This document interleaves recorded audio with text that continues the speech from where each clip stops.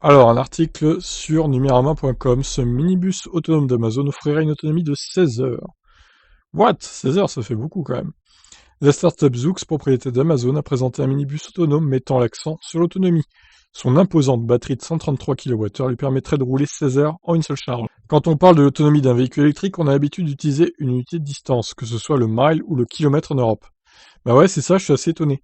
Alors, question, comment ils arrivent à coller une batterie si énorme là-dedans, en fait? Ça me dépasse. Franchement, c'est incroyable, là. Parce qu'il est pas grand, le truc, hein. La startup Zoox préfère utiliser un nombre d'heures, comme le ferait Apple pour son futur iPhone. Dans une longue vidéo diffusée sur YouTube le 14 décembre, l'entreprise propriété d'Amazon a présenté un minibus électrique autonome et capable de rouler pendant une durée de 16 heures en une seule charge. Bon, alors j'imagine que la vitesse de son truc, là, c'est 50 km/h, donc faudrait calculer. C'est même pas 50, ça se trouve. On va dire, bon attendez, on va faire une multiplication, 50 fois 16, ça ferait 800 km. Ouais, ça me paraît réaliste, remarque, c'est peut-être ça, hein. Il est vraiment question de réimaginer le transport, promet bien évidemment Aisha Evans, COE de Zoox, interrogé par Bloomberg. L'idée est d'offrir un service de mobilité abordable, capable d'opérer de jour comme de nuit, pour concurrencer Uber et Lyft.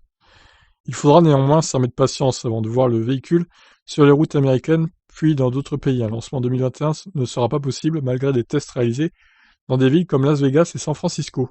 Pour atteindre ces 16 heures d'autonomie, le robotaxi s'appuie sur une imposante batterie de 133 kWh, une capacité que l'on ne trouve pas sur des voitures conventionnelles. Le véhicule arbore un design symétrique, lui permettant de rouler dans les deux directions sans aucun souci. Zoox est le seul véhicule offrant des capacités de conduite bidirectionnelle et 4 roues motrices garantissant des manœuvres faciles dans des endroits compacts et des changements de direction sans besoin de se retourner. La Vmax est donnée à 120 km/h.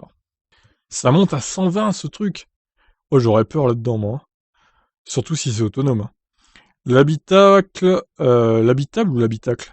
L'habitacle, hein, plutôt, dépourvu d'une station de pilotage, zéro volant, offre 4 places assises disposées en carré, deux face à face.